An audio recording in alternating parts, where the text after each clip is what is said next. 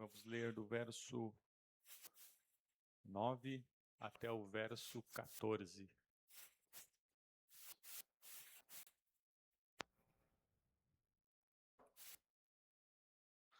Apocalipse, capítulo 5, do verso 9 ao verso 14.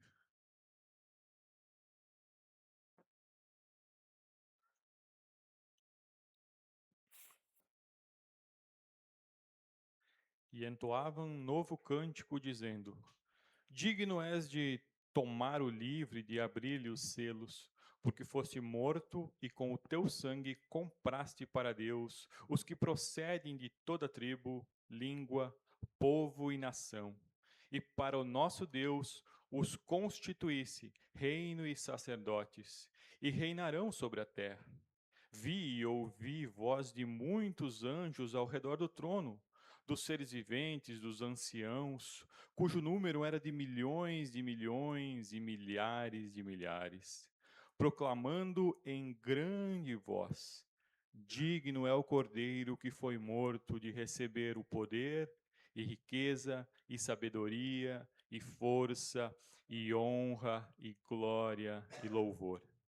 Então, ouvi que toda criatura que há no céu e sobre a terra, debaixo da terra e sobre o mar, e tudo o que neles há, estava dizendo: Aquele que está sentado no trono e ao Cordeiro, seja o louvor e a honra e a glória e o domínio pelos séculos dos séculos. E os 4 seres viventes respondiam: Amém. Também os anciãos prostraram-se e adoraram. Até aqui a leitura da palavra do Senhor. Qual que é a cena, meus irmãos, descrita aqui por João? João diz que vê um livro, um rolo na mão de Deus, e esse livro, esse rolo, ele está selado com os 7 selos. Então o anjo proclama em grande voz: Quem és digno de abrir o rolo? Quem é digno de abrir e deixar o livro então aberto? E a resposta é que nenhuma criatura, nem nos céus, nem na terra, nem debaixo da terra, era encontrada digna de abrir o livro. Então diz o texto que João ele chora profundamente. Logo mais então, João ele é consolado por um dos anciãos e ele ouve deles que o leão da tribo de Judá, ele foi morto e ele venceu a morte porque ele ressurgiu ao terceiro dia e ele é digno de abrir o rolo. Então diz o texto que a criação toda começa a adorar ao Senhor. E toda criatura então passa a adorar ao Senhor, dizendo que Ele é digno.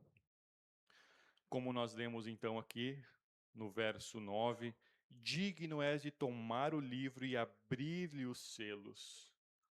E no verso 13, inclusive uma canção que nós cantamos, João diz: aquele que está sentado no trono, ao Cordeiro seja o louvor, a honra e a glória e o domínio pelos séculos dos séculos.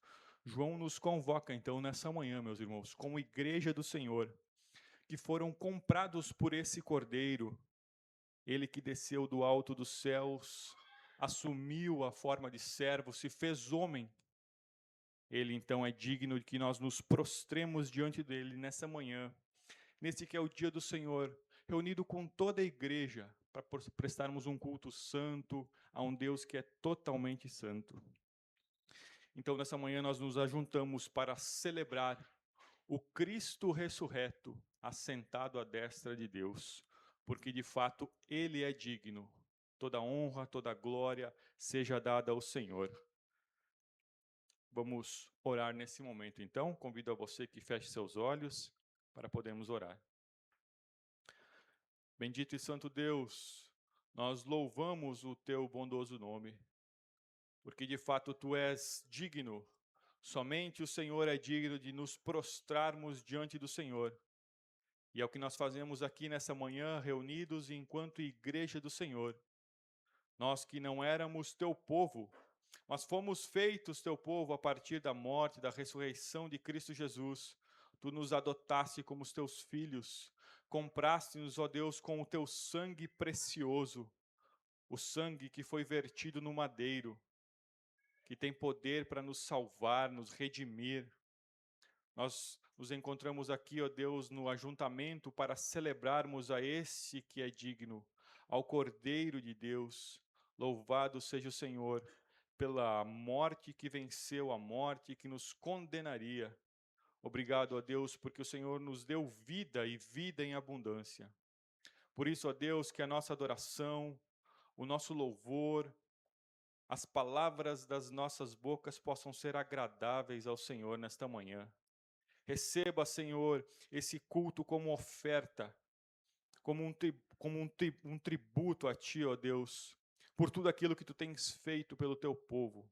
Nós louvamos o Senhor na manhã desse dia, reconhecendo que o Senhor é o nosso Deus, assentado no Teu sublime trono. E nós bendizemos ao Senhor. Louvado seja o Teu nome, por toda a eternidade, por Cristo Jesus, o nosso Salvador. Amém. Quero convidar a igreja para que fique em pé, convidar os nossos irmãos queridos do louvor para que venham aqui à frente.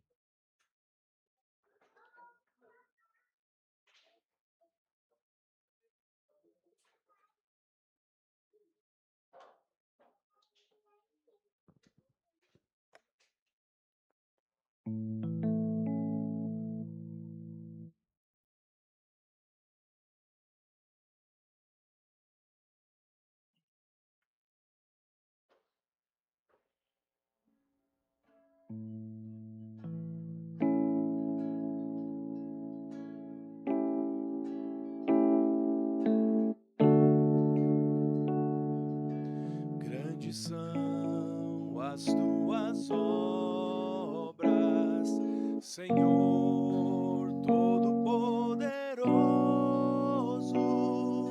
Justos e verdadeiros são os teus caminhos.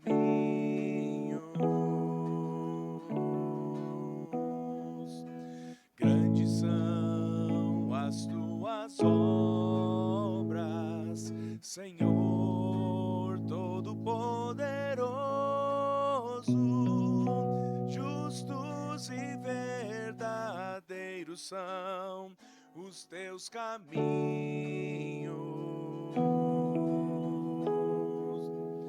Ó Rei das nações, quem não temerá, quem não glorificará teu nome? Ó Rei das nações, quem não te louvará, pois só teu nome é santo. Ó Rei das nações, quem não temerá, quem não glorificará teu nome? Ó Rei das nações, quem não te louvará, pois só teu nome é santo.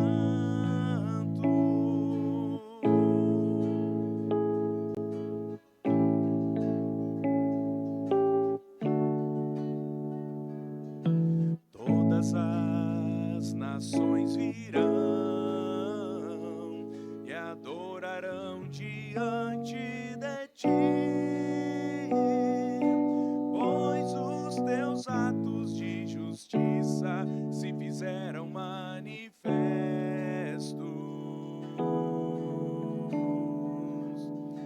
Todas as nações virão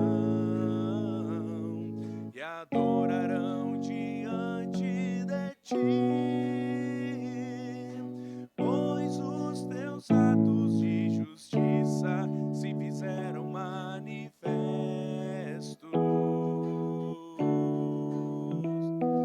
Ó Rei das nações, quem não temerá, quem não glorificará teu nome?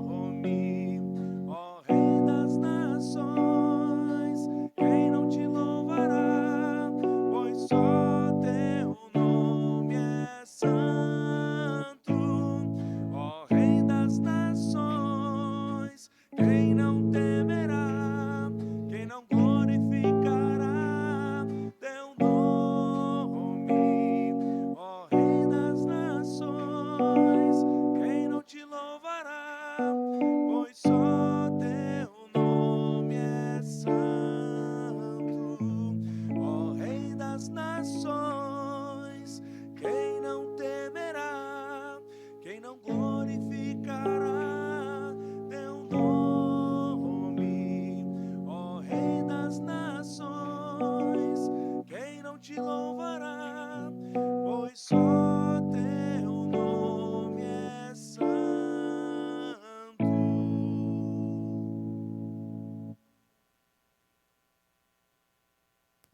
Podem se assentar, meus irmãos. Convido você a abrir comigo agora a sua Bíblia em Efésios, capítulo 1. Leremos o verso 7.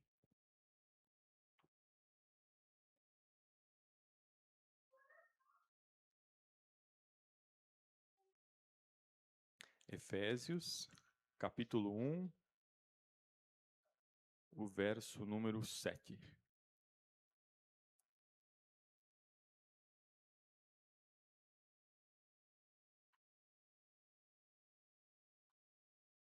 No qual temos a redenção pelo seu sangue, a remissão dos pecados, segundo a riqueza da sua graça. No qual quem? Obviamente, Paulo está falando a respeito de Jesus Cristo. Ele é aquele que nos perdoa, ele é aquele que nos purifica e nos lava de todos os nossos pecados. Jesus Cristo é aquele que nos liberta da prisão dos pecados. Antes, outrora, quando não éramos de Cristo, não pertencíamos a Ele, nós cumpríamos exatamente a nossa vida de acordo com o Senhor dela.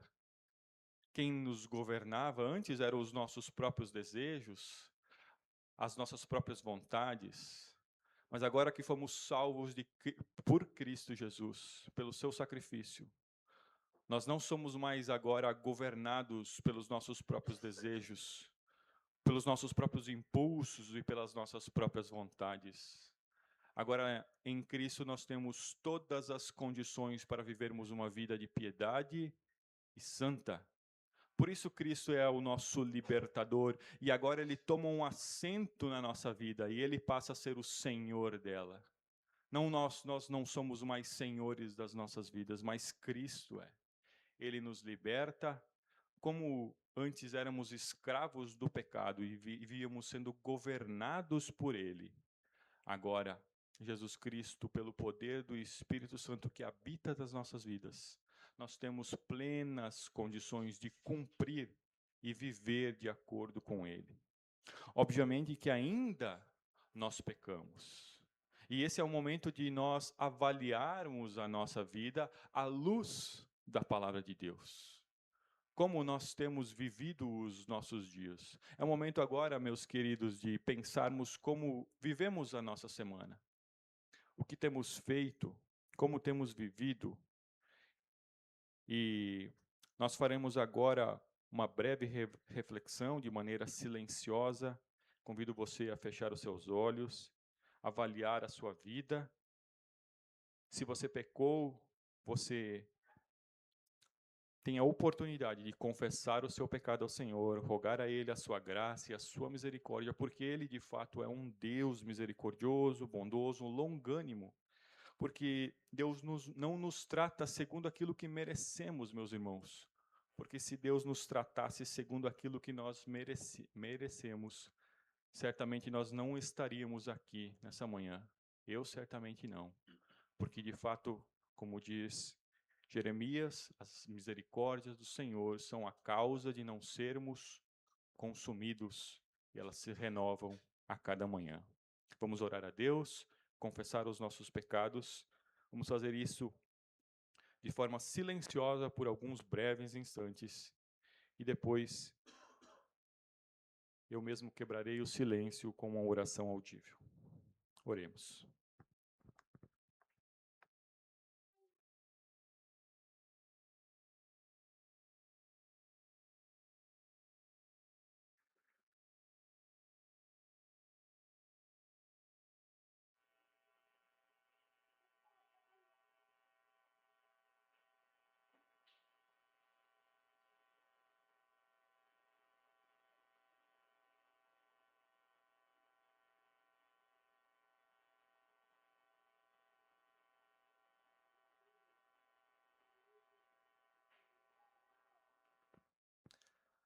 Eterno e bendito Deus, louvado seja o Senhor, porque de fato Tu és Deus e nós somos criaturas. Bendito seja o Cristo que nos salvou por meio do seu sangue. Bendito seja o Cristo que nos redime por meio do seu sangue. Ó Deus, nós queremos nesse momento confessar os nossos pecados ao Senhor.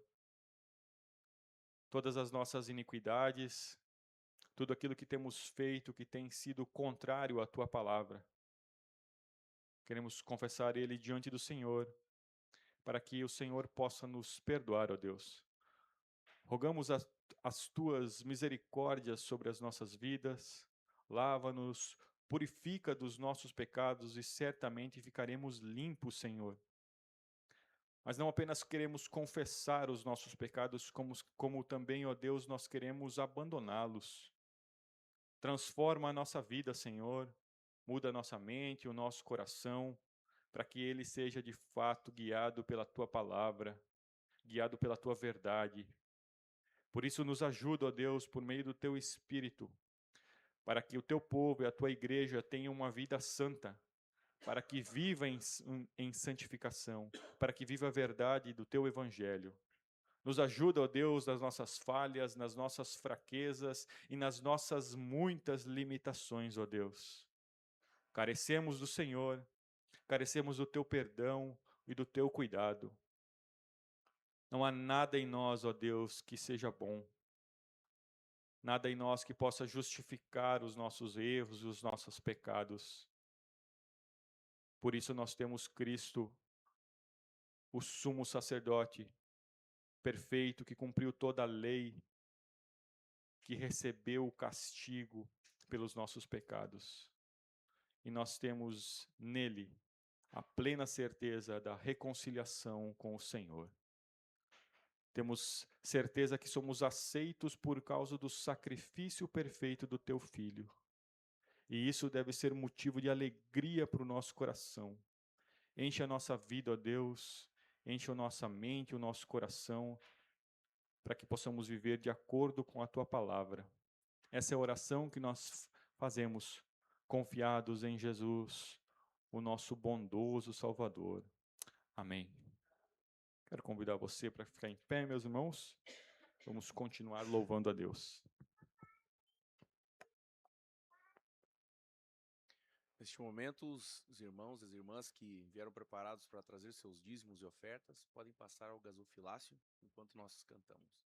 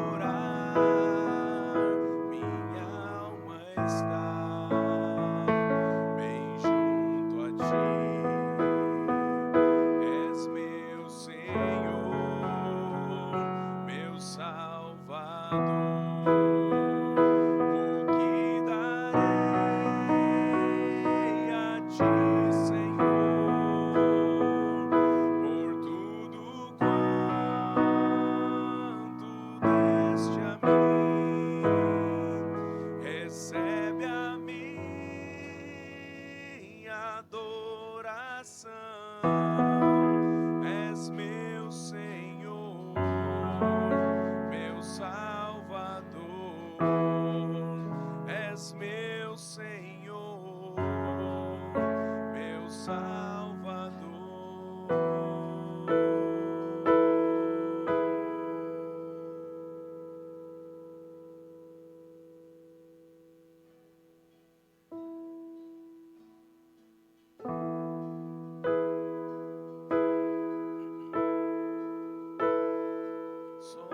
Sonda-me, ó Deus, pois vês meu coração. Prova-me, ó Pai, te peço em oração. De todo mal, liberta-me, Senhor, até da transgressão que oculta for. Vem me lavar dos vis pecados meus, conforme prometeste, meu bom Deus.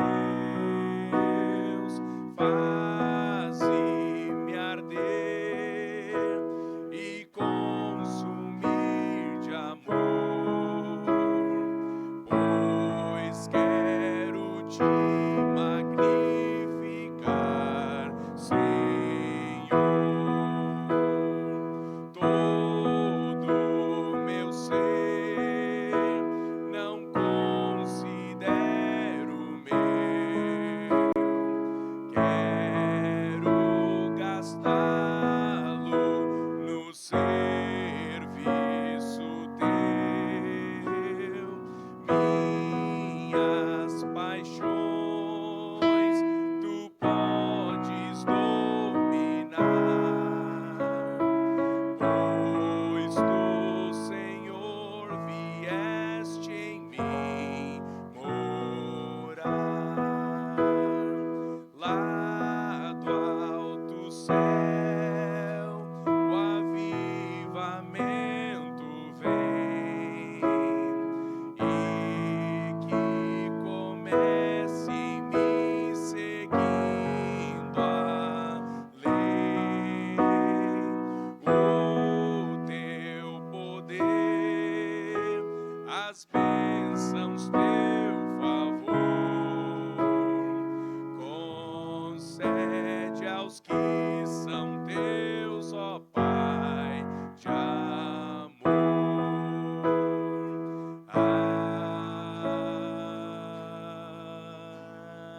Amém.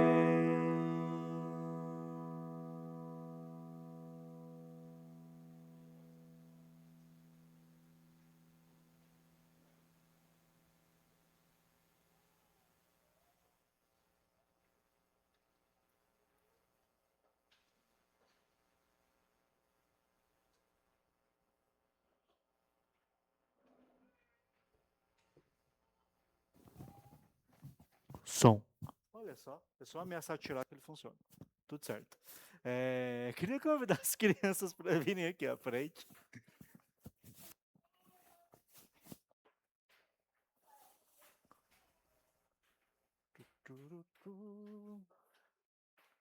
Vou ficar aqui no meio que me disseram que tem mais espaço.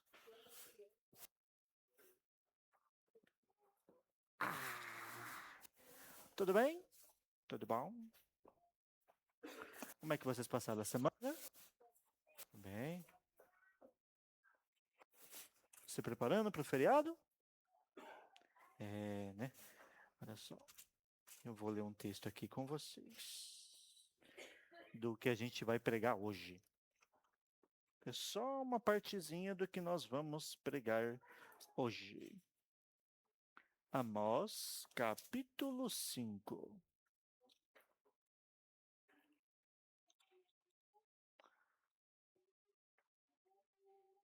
Os versículos 21 e 22.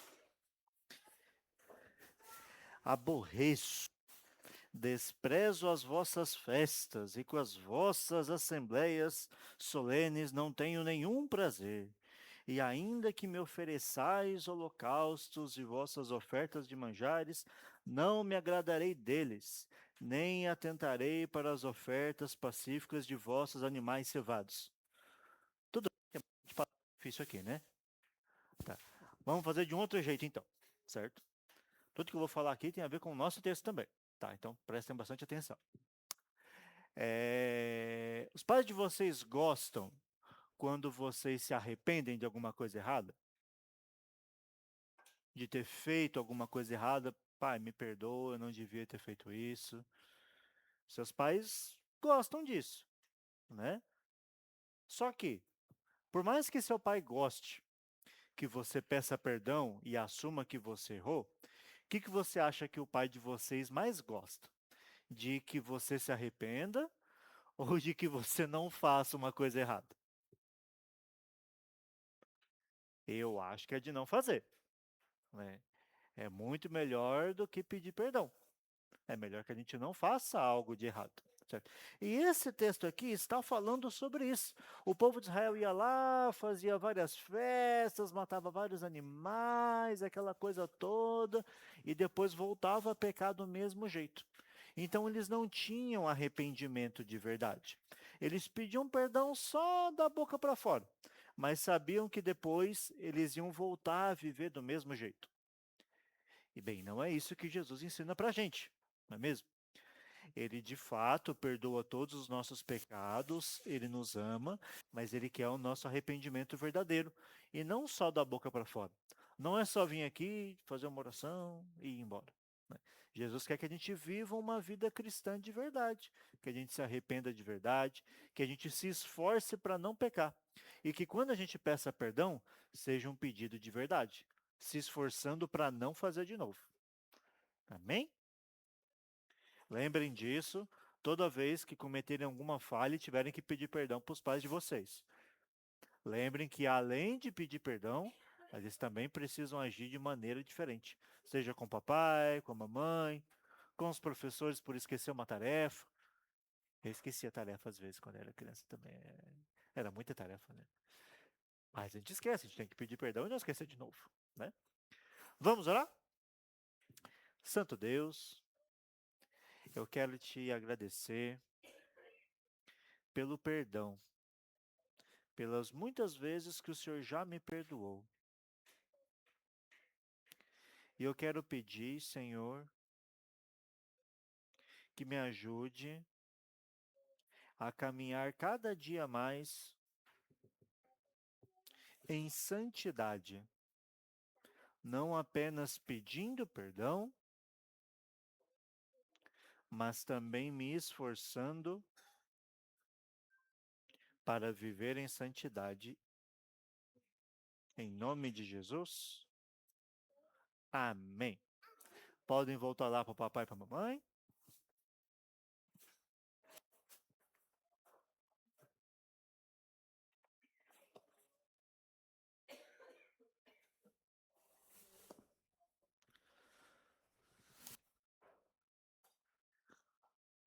Temos os materiais para as crianças, como todo domingo. Vocês que se sentirem à vontade podem pegar. Temos os estojos para as crianças menores e também os estojos para as crianças maiores.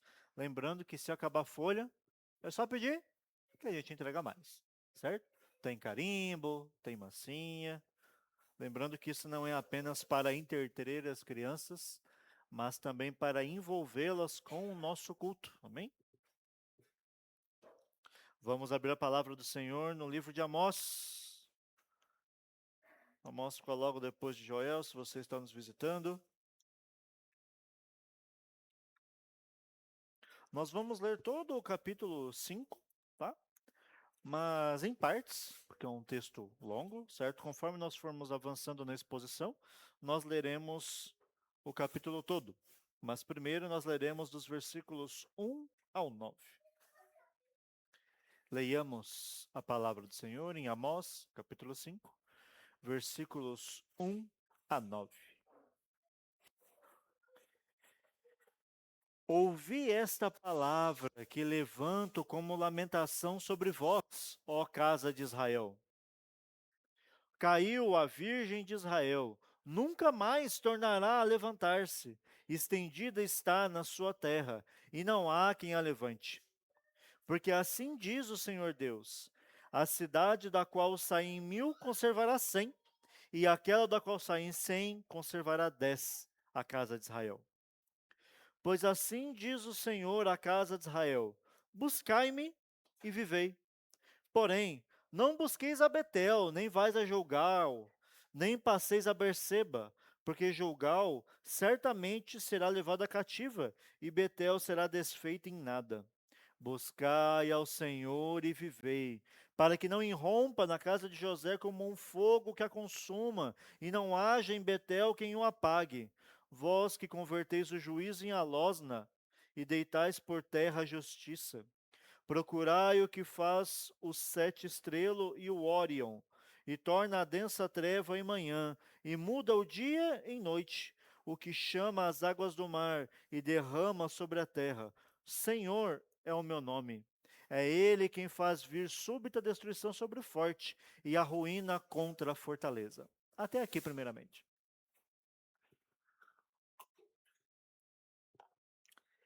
Até o momento, aqui no livro de Amós, Deus está fazendo uma série de acusações sobre o próprio povo, sobre os adversários, principalmente contra a injustiça, o roubo dos pobres e os abusos dos líderes religiosos e políticos. E Deus deixa claro que o julgamento será terrível e apresentou todas as provas dos crimes do povo de Israel. Esse momento em específico não é um momento de alegria nessa parte do texto. Na verdade, não há alegria na morte e destruição. E todo esse capítulo, na realidade, ele é uma grande lamentação de Deus sobre o povo de Israel. Lembrando que aqui é o povo de Israel do norte, né, que havia se separado de Judá e Jerusalém. É o Deus que está com o coração entristecido, porque o seu povo não muda e precisa ser disciplinado. Todavia, mesmo que Deus saiba que seu povo é de coração duro, mesmo que saiba que essas pessoas não irão, em grande parte, em se arrepender, a chamada de Deus é a mesma: arrependei-vos. E esse é o tema de nosso sermão, e eu gostaria de trazer 4 razões pelas quais você precisa arrepender-se dos seus pecados, das suas iniquidades. E a primeira dessas razões, que eu considero uma razão bem prática, é que você precisa viver. Essa é uma das razões que você precisa se arrepender dos seus pecados. Porque do versículo 1 a 3, é uma lamentação que Deus faz sobre a nação de Israel. Mas não é um choro qualquer, não é simplesmente uma canção triste, um momento em que Deus está chorando porque não está feliz por qualquer razão simples, como se tivesse batido o dedo na quina do trono ou qualquer coisa desse tipo. É uma lamentação fúnebre. É uma canção pós-morte que Deus está mandando o profeta entoar sobre a nação de Israel. Porque a nação de Israel será totalmente destruída e jamais será a mesma. Nunca mais terá forças para se levantar como era antes, e ninguém ajudará Israel a se levantar como era. Talvez você pense, mas Israel existe até hoje. É verdade. Mas não existe como era nessa época que estava aqui. Deus está dizendo para esses pecadores a consequência do juízo, que quando vier o juízo de Deus, o povo dele jamais será o mesmo. ou aquele povo que pelo menos se chama pelo nome de Deus. Deus está dizendo que nada vai livrar o povo de Israel das mãos dele. Ninguém irá ajudar aquele povo quando Deus decidir discipliná-los. E a destruição seria tão grande que eles seriam reduzidos a quase nada. Que é por isso que aqui no texto nós vemos sobrar 100 ou então 10. É a ideia de que o povo será destruído e jamais será o mesmo novamente. Mas Deus não diz isso com alegria, com júbilo nos olhos, mas sim com tristeza. É o Deus que separou a Abraão, que separou a Isaque, que separou a Jacó. É o mesmo Deus que livrou o seu povo do Egito, é o mesmo Deus que guiou o seu povo no deserto, é o mesmo Deus que os acompanhou em diversas guerras, é o Deus que levantou os juízes, os profetas, os reis, que fez o seu povo glorioso. Mas o povo escolheu seguir a idolatria, o povo escolheu servir a própria vontade. E então será disciplinado por isso. Entenda, meu irmão. Se as bênçãos de Deus afastam o seu povo dele, se o crescimento do seu povo torna esse povo orgulhoso e vaidoso, Deus não tem nenhum problema de tirar todas essas coisas da igreja, dos seus servos. Se o seu enriquecimento te tornará alguém avarento e vaidoso, Deus não tem nenhum problema de tirar isso de você.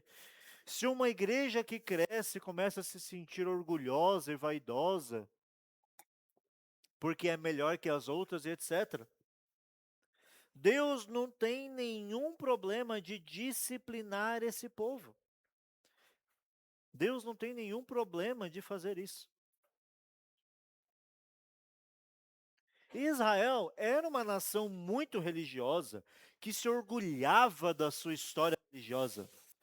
Mas, além de se orgulhar da própria história religiosa, do próprio Deus, Israel também se orgulhava da tolerância com os deuses vizinhos, como nós vimos no capítulo 2.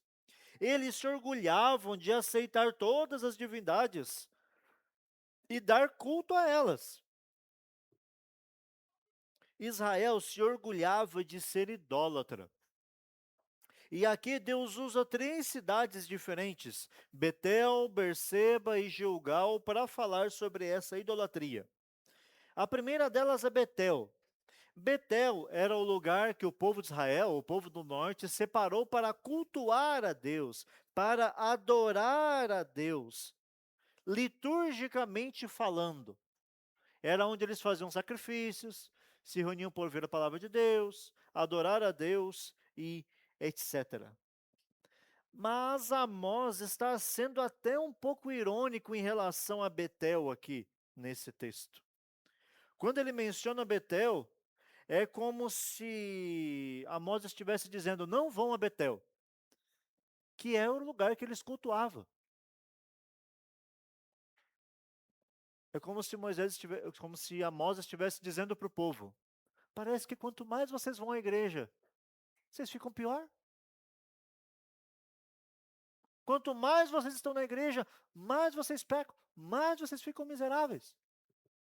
É isso que Amós está dizendo para o povo de Israel.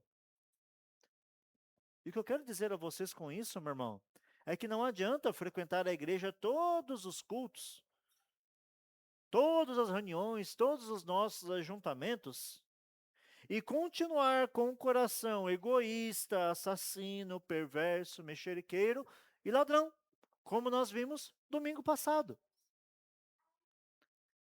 Não adianta estar de corpo presente aqui e viver uma vida totalmente miserável lá fora. E eu não estou falando só no trabalho, mas também com os filhos, com os pais, com os amigos. Isso sem contar aquelas igrejas que são assim, né? Domingo tem culto, segunda tem reunião de oração, Terça você vai ter reunião de líderes. Quarta-feira é o estudo. Quinta-feira tem um ensaio. Sexta-feira tem um pequeno grupo, célula, céu, sei lá o nome que está usando. Sábado tem mais ensaio e tem o culto de jovens, não pode perder o culto de jovens. Domingo de novo, culto, escola dominical, tudo de novo. Todos os dias tem programação. E as pessoas continuam podres por dentro, porque não querem mudar de vida. Está sempre na igreja, mas sempre falando mal do vizinho, sempre buscando uma forma de enganar, falar mal, ou prejudicar o cônjuge, um amigo ou alguém da igreja. Fala mal deste, daquele. Está no culto, mas a mente está pensando nos pecados que vai cometer quando sair pela porta. Adora a Deus de boca, mas o coração está longe de Deus. O coração está em Mamon, porque você se preocupa mais com os lucros. Está em Vênus ou Afrodite, porque você se preocupa com seus prazeres. Ou está em Baal, porque você se preocupa com poder. Culto bíblico não é apenas uma liturgia que segue o princípio regulador de culto. Que senta, levanta, ou que tem hino, que tem momento de contrição, adoração. Um culto bíblico não é apenas o princípio regulador, mas também um culto onde você deposita o seu coração. Já Berseba é onde os patriarcas haviam ouvido a voz de Deus, haviam passado tempo com Deus. E o povo de Israel ia para lá, achando que talvez em algum momento Deus apareceria novamente para conversar com eles. Meu irmão, essa ideia da presença de Deus no meio do seu povo, é muito bom nós desejarmos a presença de Deus. E glória a Deus por isso. Mas não adianta a gente fazer encontro, reencontro, acampamento, vários e vários acampamentos todos os anos, várias vezes por ano, dias e dias de campanha para a vida mudar, apelo, né, para as pessoas virem aqui à frente para aceitar Jesus. Não adianta fazermos todas essas coisas e não nos posicionarmos contra o pecado, nosso e da nossa igreja. É dizer, Jesus Cristo, eu tenho pecado, tem misericórdia de mim. E começar a abrir a Bíblia para ler e passar tempo com Deus todos os dias. E não simplesmente fazer votos falsos em eventos muito bonitos e emocionais que tocam o nosso coração, deixa o coração quentinho, né? Mas no final das contas não produz mudança de vida. O que precisa é arrependimento dos pecados, meditação na palavra e realmente tomar a decisão de mudar o nosso proceder e viver uma vida longe do pecado. É isso que Cristo espera de nós.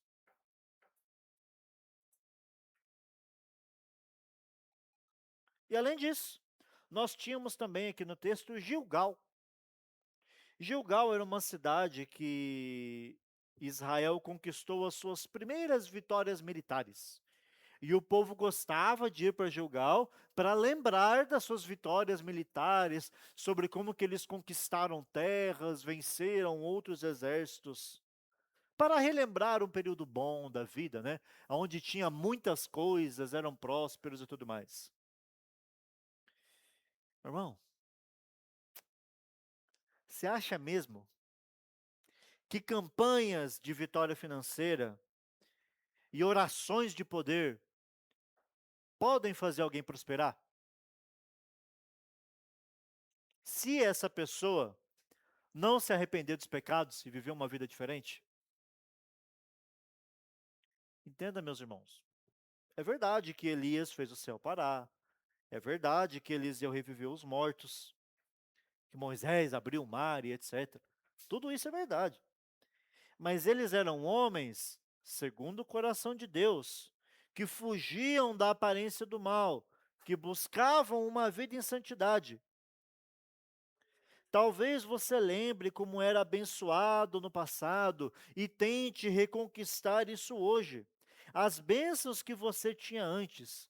Mas, meu irmão, nenhuma campanha financeira ou oração forte vai dar o que você quer se você não abandonar a idolatria do seu coração, das suas vontades, do dinheiro, do seu egoísmo. Mais uma vez, estar de corpo presente na igreja, mas viver em pecado não te livra da ira de Deus. Campanhas de avivamento e emocionalismo não vai te salvar da ira de Deus. Campanha de enriquecimento, dar os seus bens na igreja, não te livra da ira de Deus. Agora, amar ao próximo como a ti mesmo e não transformar a vida do próximo no inferno, que é o que diz os versículos 7 e 8, e amar a Deus acima de todas as coisas, porque Ele criou todas as coisas, como está o versículo 8 e 9, é o que vai te salvar da ira de Deus. Uma vida em piedade, que se arrepende do pecado, não seja insistente no mal. Arrependa-se das condutas que tem tomado. Mas além disso, nos versículos 10 a 15, temos também o nosso segundo ponto. Arrependei-vos, porque tem muitas transgressões. Versículos 10 a 15. Aborreceis na porta ao que vos repreende, e abominais o que fala sinceramente. Portanto, visto que pisais o pobre e dele exigis tributo do trigo, não habitareis nas casas de pedras lavradas que tendes edificado, nem bebereis do vinho das vides desejáveis que tendes plantado. Porque sei serem muitas as vossas transgressões e graves os vossos pecados. Afligis o justo, tomais suborno e rejeitais os necessitados na porta. Portanto, o que for prudente guardará então silêncio, porque o tempo é mau. Buscai o bem e não o mal, para que vivais. E assim o Senhor, o Deus dos exércitos, estará convosco. Como dizeis: aborrecei o mal e amai o bem, estabelecei na porta o juízo. Talvez o Senhor, o Deus dos exércitos, se compadeça do restante de José. José é uma outra forma de dizer povo de Israel. Deus não está usando Israel e está usando José de uma maneira intencional para demonstrar que estava com raiva de Israel. Mas bem, fácil é ver qual eram as leis que Israel estava quebrando, né? Difícil era ver o que o povo de Israel obedecia. Nessa época aqui, eu acredito que se você pegasse a Torá, jogasse para cima, a parte que caísse aberta da Torá, o povo de Israel não estava fazendo, né? Era bem complicado essa época. Era um povo de dura cerviz, que não aceitava ser corrigido, que abusava do fraco para lucrar. E quando era corrigido, cobrava ainda mais. Mas quando alguém agia de maneira justa, era humilhado, era envergonhado, era zombado, e ninguém estendia a mão para o necessitado. Não aceitava correção, quando era corrigido agia pior ainda, e além disso, ainda não ajudava o pobre. Como essa pessoa ousa me corrigir? Olha o tempo que eu tenho de igreja, olha o tempo de crente que eu tenho, o tanto que eu sirvo, o tanto que eu fiz. Pois é, meu irmão, você tem muito tempo de crente, você serviu muito na igreja, você se sacrificou muito, tudo isso é verdade. Mas você continua sendo um pecador. Você não é perfeito. E às vezes as pessoas demonstram os nossos pecados para que nós nos arrependamos, independente do tempo de crente que nós temos. Você ainda vai pecar muito, meu irmão, enquanto Jesus não voltar. Só Cristo é perfeito e você não vai alcançar esse patamar até que Cristo volte. É engraçado que esses versículos aqui, eles deixam claro que Deus não abençoa por meio de dízimos e ofertas. Não é uma via de mão dupla, uma trade.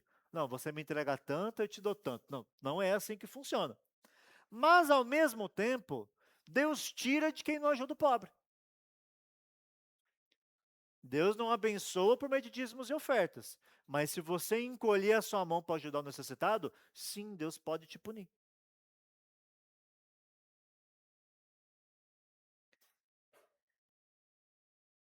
Meu irmão, se você trabalha de maneira honesta, Cristo irá te abençoar. Agora, se os seus lucros vêm de um salário mal pago, de sonegação, de desvio de verba, ou talvez de vender um produto superfaturado, até o pouco que você tem lhe será tirado. Além disso, qual foi a última vez que você ofertou na vida de alguém? Eu não estou falando de grandes coisas, mas eu estou falando talvez de chamar uma família para almoçar na sua casa. Ou talvez de passar um mendigo na sua rua, você entregar uma marmita para ele. Ou alguém que está passando alguma dificuldade, você estender a mão e abençoar aquela pessoa. Alguns, além de não fazerem o básico e questões desse tipo, de terem um coração generoso, além de não fazerem isso, criticam aquele que trabalha honestamente. Olha lá o certinho, olha lá o crentinho, o carola. Se você é um pouco mais velho, já deve ter ouvido carola em algum momento. O bobão, né? Que ajuda o fulano quando precisa. O que paga em dia as suas contas. Ou que busca servir na igreja com alegria, e obediência. Ah lá, ele todo feliz porque está passando pano na igreja. Além de não fazer, reclama de quem está fazendo. Meu irmão, que coração é esse? Orgulhosos, avarentos, maldizentes. É assim que Israel agia. E Deus estava respondendo. São assim que os crentes muitas vezes agem. E Cristo também está nos respondendo. É melhor que você fique calado. Eu sei o que você tem feito. Como diria Salomão, até o tolo, quando se cala, se torna sábio diante dos homens. Você acha que poderia justificar os seus pecados diante de Deus, acusando outras pessoas pelos seus pecados? Ou ainda dizendo que não tinha recurso para ajudar, ou justificando que estava em um dia ruim? Por isso ajuda daquela forma com o seu irmão? Você acha que essa justificativa vai colar com Deus pelos seus pecados? Não se esquive da responsabilidade dos seus pecados. Não faça como Adão e Eva ou como Caim. Assuma a responsabilidade do seu pecado em silêncio quando você é confrontado. E se por algum acaso você for abrir a boca em relação a essa circunstância pecaminosa, que seja para se arrepender, porque o nosso Deus é misericordioso. E Amós sabe disso. Tanto que aqui no final do versículo 15 ele diz: talvez o Senhor, o Deus dos exércitos, se compadeça do restante de José. Se esforce em santidade, em uma vida com Deus, para que ele se compadeça e não despeje a ira dele sobre você. Mas além disso,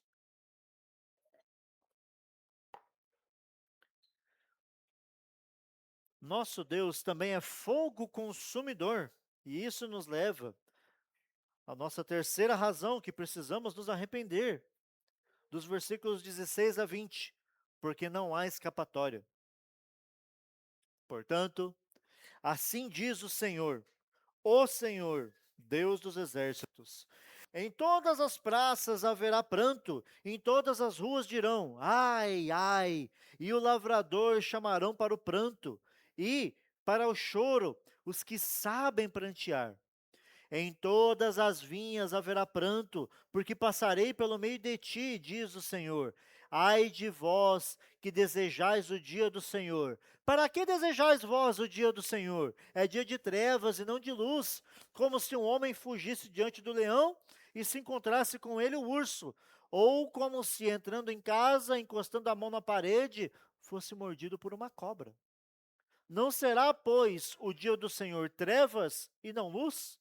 Não será completa escuridão, sem nenhuma claridade? Bem, eu não sei se você já teve a experiência de fugir de um leão ou de um urso, né? Espero que não, né? O máximo que eu fugi de grande foi de boi, Nelore, inclusive. Bicho difícil, né? Bicho difícil. Ainda bem que deu para pular a cerca. Mas bem, continuando. Aqui Amós está narrando um pouco sobre o dia do Senhor que nós já vimos em Joel. A ideia de dia do Senhor é o dia em que Deus derramará a sua ira nos ímpios e irá exaltar os justos. É sobre isso que se trata o dia do Senhor. E os profetas falam de dias de guerra, dias de invasão, como por exemplo da Babilônia, da Pérsia, o Império Romano, como Daniel previu também, e vários outros que invadiram e dominaram Israel, porque, gente, todo grande império já passou por Israel, já dominou Israel, atualmente é os Estados Unidos. Mas hoje, nós, como igreja, devemos nos preparar para um juízo ainda maior, que é o dia que nós nos encontraremos com o nosso Deus, o grande dia, o dia de Cristo. O dia que vai deixar claro que todos os exílios e ataques de Jerusalém foram dia do Senhor, mas não se comparam com o que acontecerá em Apocalipse, que nós, inclusive, estamos meditando na escola dominical. É um dia que aponta para essa ira de Deus. Você está preparado para se encontrar com o seu Deus? Você tem certeza disso? Muitos dizem, né? Maranata, hora vem, Senhor Jesus. Ah, Jesus tem que voltar logo, né? Para esse mundo, destruir os ímpios, não sei o quê. Vem Jesus, vem Jesus. Maranata, hora vem. Tu vens, eu já escuto. Não, essa é outra coisa. Essa não é sobre Jesus. Meu irmão, Cristo ainda não voltou. É verdade. Ele não voltou por duas razões. Primeiro, porque não é o tempo, e essa é a razão principal. O tempo de Cristo voltar já está estabelecido. Mas, além disso, Jesus ainda não voltou, porque Ele te ama demais. E se Ele voltasse agora, talvez você estaria entre os punidos, e não entre aqueles que são glorificados.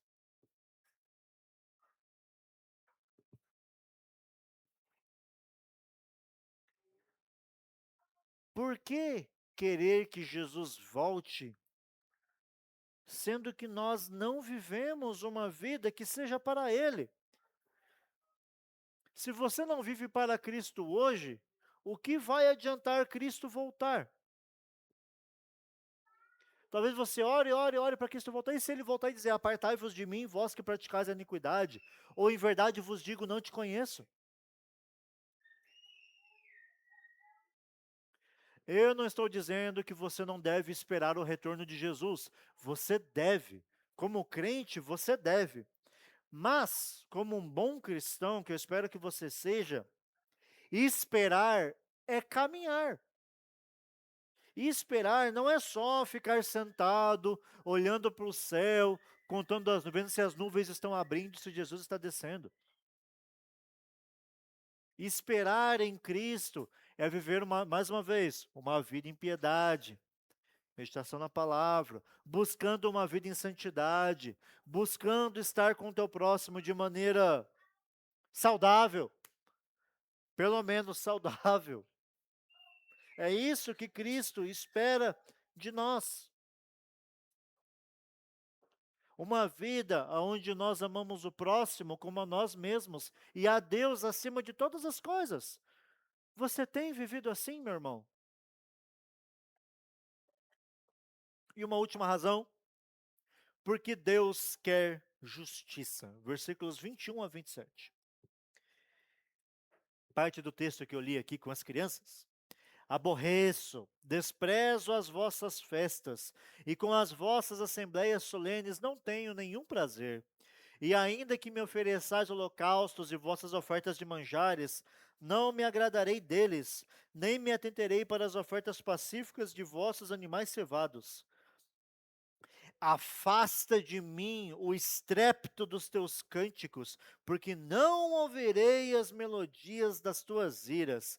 Antes corra o juízo como as águas e a justiça como um ribeiro perene. Apresentaste-me, vós, sacrifícios e ofertas de manjares no deserto por 40 anos, ó casa de Israel. Sim, levaste Sicute, vosso rei, Quium, vossa imagem, e o vosso Deus estrela, que fizestes para vós mesmos. Por isso vos desterrareis para além de Damasco, diz o Senhor, cujo nome é Deus dos exércitos. Essa aqui talvez seja a parte mais desconcertante deste capítulo. Sicute, Quium e Deus Estrela são nomes de divindades que Israel adotou, né, nesse período de idolatria. Não vamos perder tempo com deuses que não nos interessam, certo? Israel tinha diversas festas.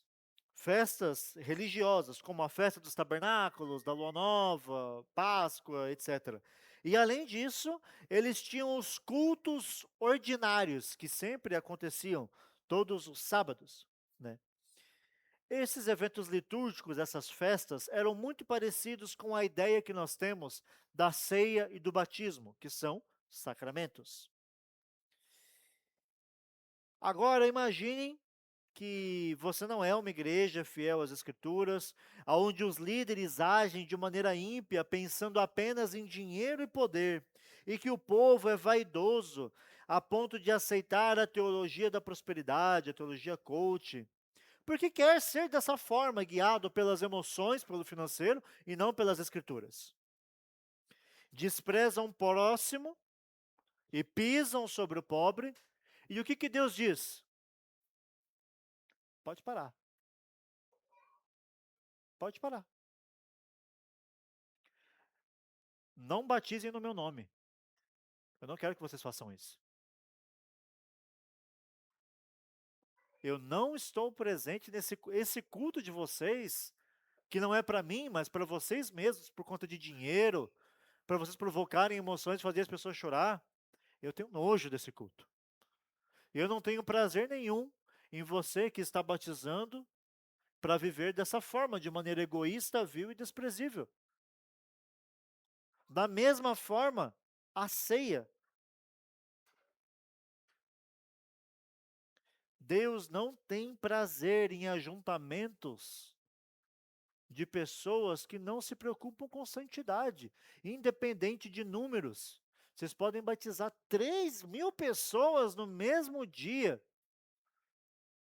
Se essas 3.000 pessoas continuarem vivendo uma vida em pecado, miserável, distante da palavra de Deus, numa teologia da prosperidade, vivendo para os próprios prazeres, para o próprio ventre, para as próprias conquistas, não valeu de nada. Não vale de nada. músicas bem ensaiadas, longas e belas orações, sermões que deixam o coração quentinho, né? Porque você é o centro e etc. Todas essas coisas. Ou sermões bem divididos, bem estruturados, que dizem: faça isso, não faça aquilo. Mas, por mais que você diz faça isso, não faça aquilo, o próprio pregador não faz, e a própria igreja finge que faz, mas também não faz. Nada disso tem valor algum, porque essas pessoas não querem viver de justiça, mas de aparência, de conquistas. O que eu estou dizendo é que é muito melhor um louvor desafinado e com menos pessoas aqui à frente tocando,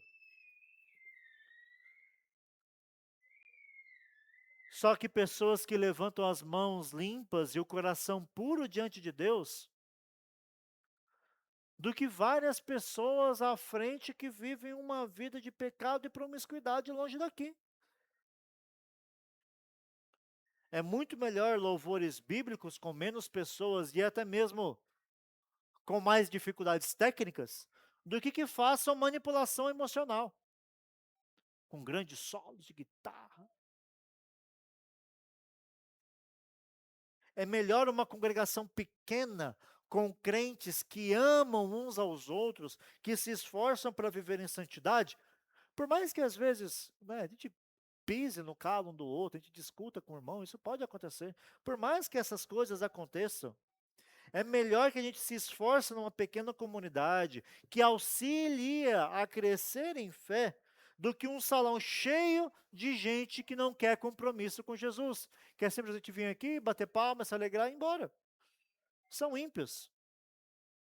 É melhor uma igreja cheia de pobres, de pessoas simples, mas que oram ao Senhor e em quem não há avareza, do que uma igreja uma igreja que tem apertos financeiros, do que uma igreja que tem cheia de gente rica que manda e desmanda na igreja e que não podem ser questionadas. Por quê? Porque se elas forem questionadas, elas tiram a mão daquilo que elas contribuem. Como disse Samuel, obedecer é melhor do que sacrificar. O profeta Samuel disse isso para Saul. E claro, meus irmãos, que nós não devemos nos conformar com a mediocridade, vamos dizer assim. É claro que nós temos que pregar o evangelho e trazer pessoas para a nossa igreja. É claro que nós podemos, se você estar aqui à frente, pesquisar, estudar, tocar melhor. É claro que novas pessoas podem vir aqui à frente e tocar conosco. Seria ótimo. Tudo isso é muito bom. Seria muito bom se a igreja tivesse mais pessoas financeiramente para que pudessem contribuir. Meus irmãos, tudo isso é maravilhoso. Pessoas para cantar melhor, para tocar melhor, pessoas para servir, ricos que possam contribuir financeiramente. Tudo isso é bom e glória a Deus por isso. Mas nós não estamos buscando isso. O que nós estamos buscando não são as chaves da cidade, pessoas chaves que possam influenciar a cidade, ou milionários, ou grandes talentos que possam ser úteis para a igreja. Nós estamos pregando Cristo fielmente, de acordo com as Escrituras, e Deus vai acrescentando os que são salvos, quer sejam pobres, quer sejam velhos, quer sejam jovens, quer sejam crianças, quer sejam ricos, quer seja. Nós não temos que nos preocupar com pessoas chaves que possam nos ajudar em algo, e sim, e pregar o Evangelho. Quem Cristo trazer é com essas pessoas que nós vamos trabalhar. Nós não temos que negociar o evangelho para atrair pessoas. Não é assim que funciona. Concluindo, meus irmãos, o chamado de Deus para o povo de Israel aqui, nesse texto, é um só. Arrependei-vos. Arrependei-vos porque você precisa viver. O juízo de Deus é real, é inevitável para quem permanece no pecado. Mas Deus não tem prazer na destruição. E Ele chama o seu povo ao arrependimento antes que seja tarde. Além disso, precisamos nos arrepender porque há muitas transgressões. Os nossos pecados não são pequenos, não são poucos e não são ocultos diante de Deus. Ele vê a nossa injustiça, a nossa dureza, o nosso orgulho. E nós temos que assumir a responsabilidade. E assumir a responsabilidade é dizer: eu fiz isso, eu me arrependo, não quero viver dessa forma. Além disso, devemos nos arrepender porque não há escapatória. O juízo de Deus virá para quem vive em iniquidade, e será um dia de trevas, não de luz. Não basta dizer que espera a volta de Cristo, se você não vive de maneira digna, esperando esse encontro. E finalmente, arrependei-vos, porque Deus quer justiça. Deus rejeita o culto vazio, a religiosidade de aparência, uma liturgia sem transformação. Deus não se impressiona com os nossos rituais, quando o nosso coração permanece longe. Deus exige de nós uma vida santa, tanto para Ele, como também que ama o próximo, em fidelidade verdadeira. Esse texto aponta finalmente para Cristo, que cumpriu a justiça perfeita de Deus, viveu a vida santa que nós não conseguíamos e recebeu sobre si o juízo que era nosso. E o mesmo Deus que anuncia o juízo em Amós, no Evangelho também nos anuncia a graça, que não é uma licença para continuarmos pecando, mas é a demonstração de amor para nós. A graça, amor, basta o arrependimento. E Cristo nos chama para isso, não amanhã, ou depois, ou quando for conveniente, ou quando eu sentir algo aqui no meu coração. É hoje, meus irmãos. Se arrependa hoje dos seus pecados, abandone hoje a idolatria do seu coração, confesse a sua culpa hoje e corra para Cristo enquanto ainda há tempo. Vamos orar, meus irmãos? Queria pedir que a equipe de músicas coloque aqui à frente.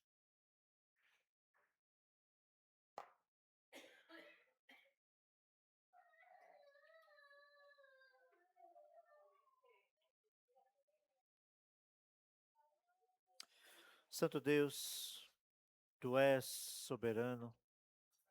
Tu sonda o nosso coração, esquadrinha cada um de nossos pensamentos, não há nada oculto do Senhor. Antes mesmo da nossa palavra chegar à boca, o Senhor já conhece toda, Senhor. Tu conhece o nosso ser, sabe a nossa estrutura, sabe que somos pó, miseráveis pecadores. Tem misericórdia de nós, Senhor. Hoje nos prostramos diante de Ti. Pedimos perdão diante de Ti pelas nossas falhas, pelas nossas iniquidades, pelos nossos muitos pecados. Tem misericórdia de nós, Senhor. Purifica-nos com ensopo, Pai, para que sejamos mais limpos, mais alvos que a neve. Tu que reinas sobre os céus, atenta para o seu povo, em silêncio, contrito, que clama ao Senhor. Perdoa-nos, Senhor, e nos ajuda no caminhar em santidade. É o que pedimos, em nome de Jesus. Amém.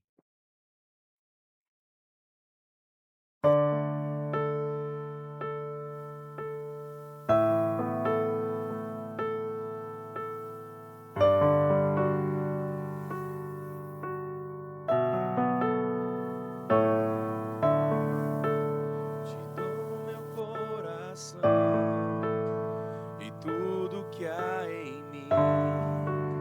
Entrego meu viver por amor a Ti, meu Rei. Meus sonhos rendo a Ti e meus direitos dou. Orgulho vou trocar pela vida do Senhor. E eu entrego tudo a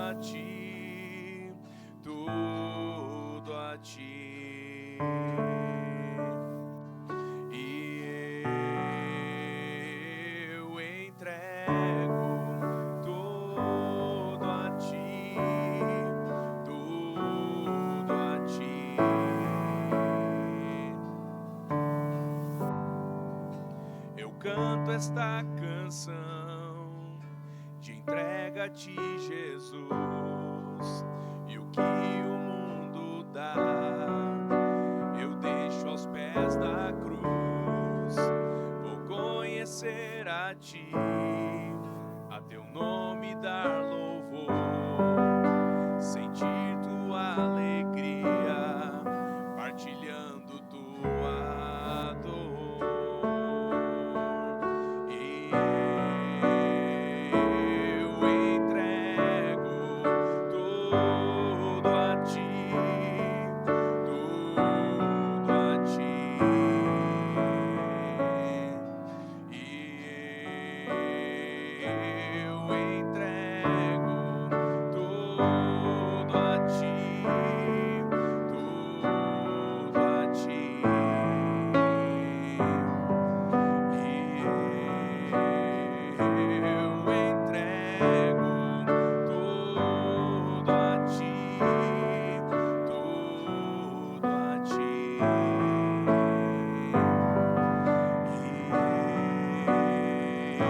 Eu entrego tudo a ti, tudo a ti.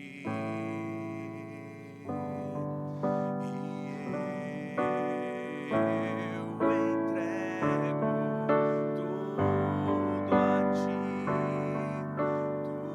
tudo a ti.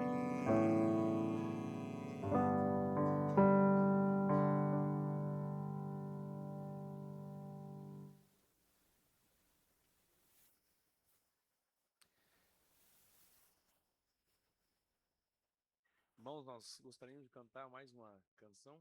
Hoje estávamos falando sobre obediência. Os irmãos conhecem a história da mulher de Ló, que não obedeceu à ordem do Senhor e olhou para trás, olhou para aquela cidade cheia de pecado, ao invés de olhar para diante, para a salvação do Senhor. E nós costumamos cantar uma música ao final do culto com as crianças, né? E hoje temos uma criança para cantar conosco. Amém. Convido os irmãos a tentarem acompanhar também uma letra fácil de cantar. Como as crianças cantam conosco, hoje nós vamos cantar uma canção com as crianças também.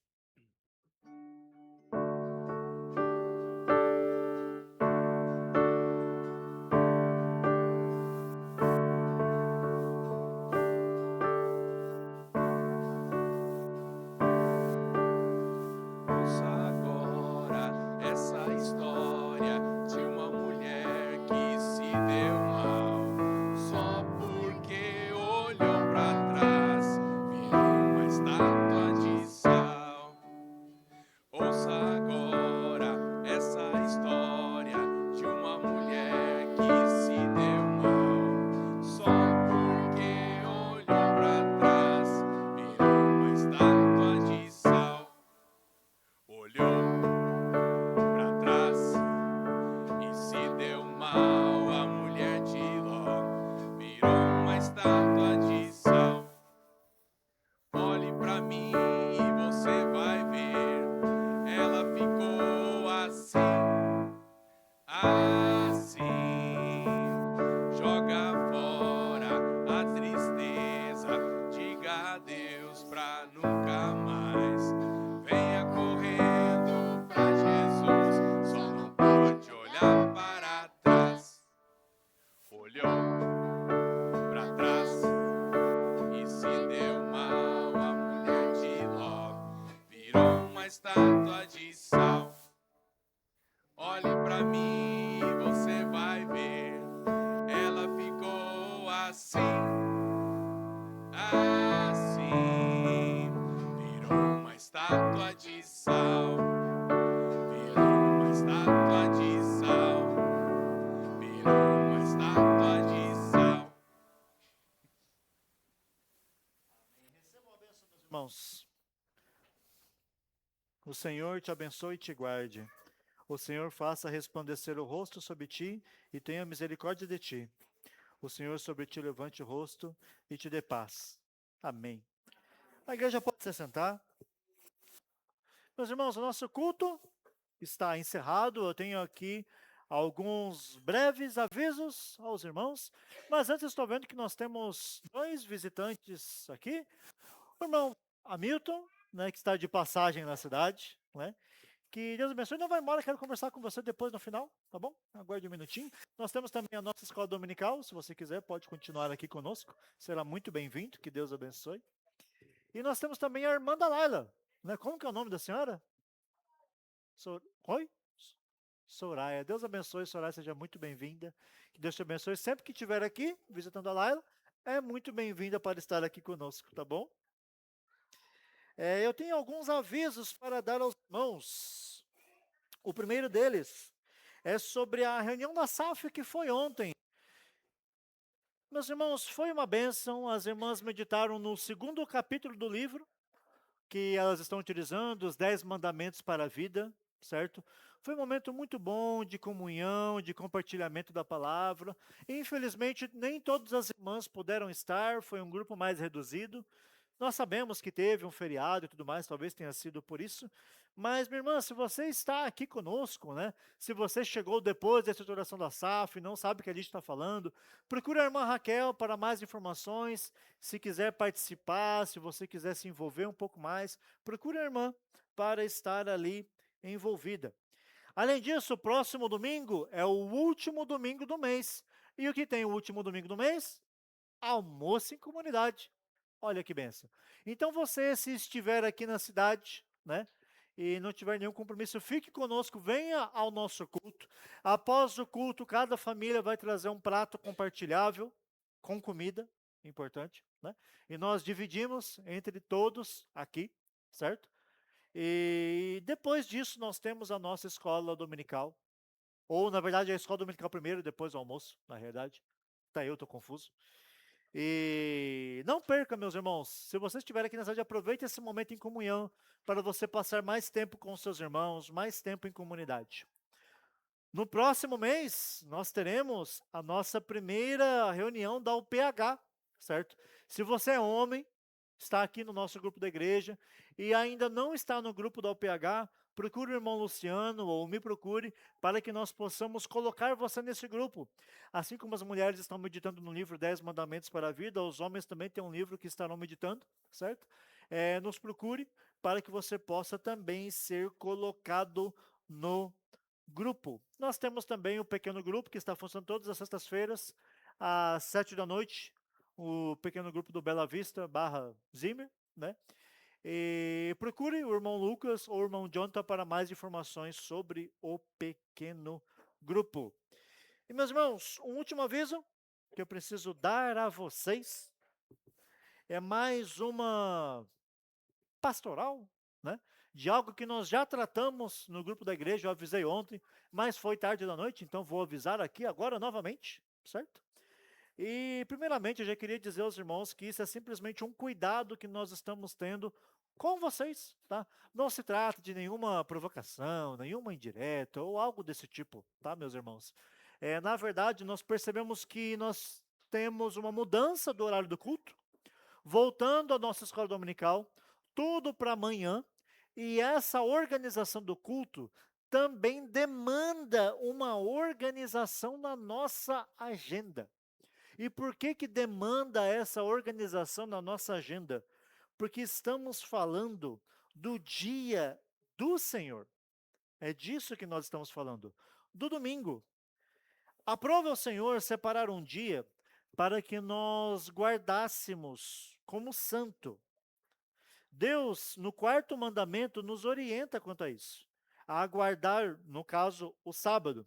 E o profeta Isaías repete isso no capítulo 58, dizendo que Deus guardará o seu povo em deleite se o seu povo também obedecer esse princípio do sábado.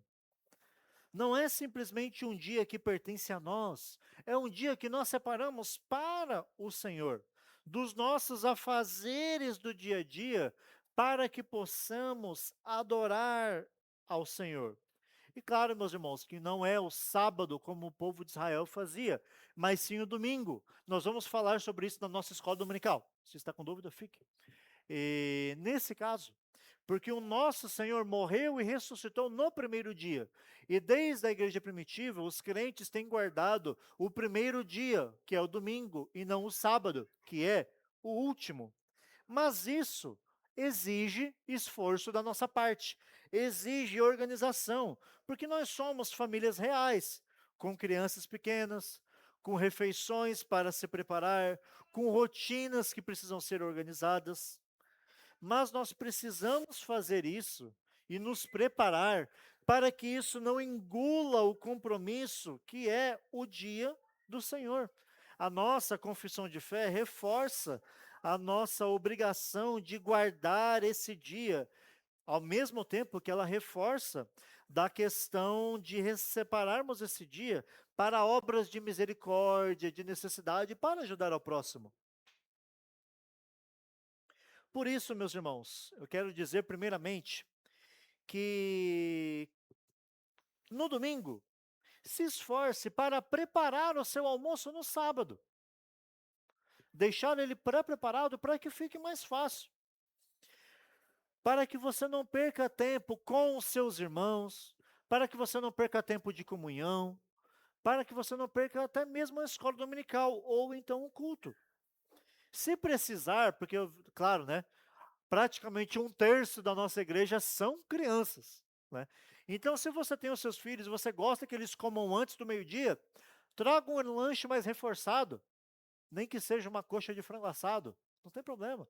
Dá na mão da sua criança, ela vai comer e está tudo certo, né?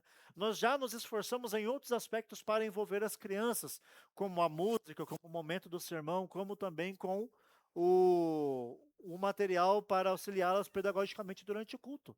Então não tem problema de você dar a comida para o seu filho durante o curso. Tem gente que toma chimarrão, não tem nenhum problema da criança também comer uma comidinha ali.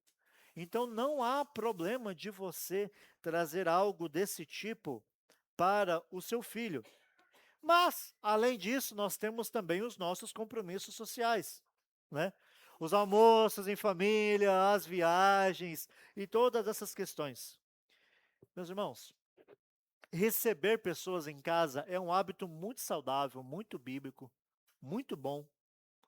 A hospitalidade é uma virtude que os apóstolos nos orientam, Pedro nos orienta quanto a isso, João nos orienta quanto a isso.